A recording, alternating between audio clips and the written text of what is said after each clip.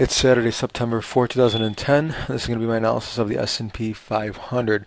So we're looking at a weekly chart here to get things started off. We had a very nice bullish close last week. Let's zoom in a little bit. You can see here that we came to the bottom of the range. We talked about this in last week's video, and a lot of people are anticipating some sort of breakdown here and continuation to the downside. As we are forming, I guess, some sort of topping pattern. But the important thing to recognize is, the type of market we're in, and right now, it seems to be that we've been ranging quite a bit. Sticking with that, we talked about, taking this to the upside, looking for this, this long wick and this close back above support to play out, and it sure did. So if we take this down to a daily chart, let's go to your daily, throw in some lines, and see what we got.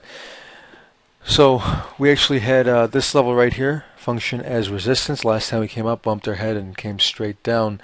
And then on this ride up, we actually had in one more line earlier in the week. We actually had this one right here. As you can see, price managed to clean, break right through here, and then we managed to break through here as well. So now we're testing, coming up into this trend line, a little bit of a longer term trend line. We'll have to see how price reacts here, but the close on Friday looks pretty good with a very nice close, very close to the high.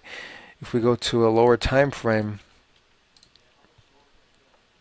try and get an idea of what price is doing at these levels. So we actually tagged it once, came screaming back down, and then throughout the day we're actually grinding up higher back at these levels.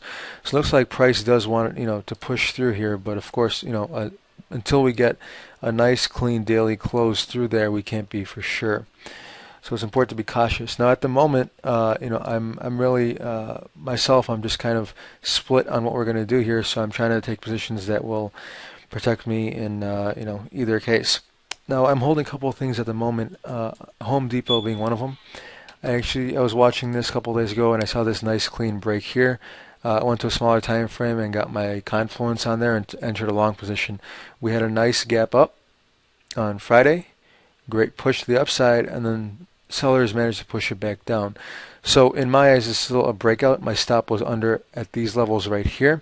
So nice wide stop. One thing I'm targeting here is 50% Fibonacci retracement. So if we go from these highs to these lows, you can see that there's some congestion up here. Another swing point in 3150 area. So that's what my target will be. As price does manage to move up, I will move my stop to break even. Now, one thing that could very well happen here is a pullback back to support, and at that point, I will hold my initial stop until I think that that has failed. And if it does happen, I'll exit. Otherwise, I'll look for price to perhaps either continue on up or pull back and then continue up. Now, that's the long side. So after S&P does manage to break to the upside, that's the position I'll be holding on to. And then there's another one I'm looking to enter Monday morning, which is Ford. Now, if you look at Ford, a little bit, kind of like the S&P, kind of a sideways market. And if we do zoom in a little bit, you can begin to see that we are in some kind of a wedge here. If you drop in this upper trend line and this lower trend line, so price is consolidating. But another thing that really stands out to my eye is this line right here. So we came in, kind of defined it here, tagged it here, and sold off. Now we're coming up into it again at this point.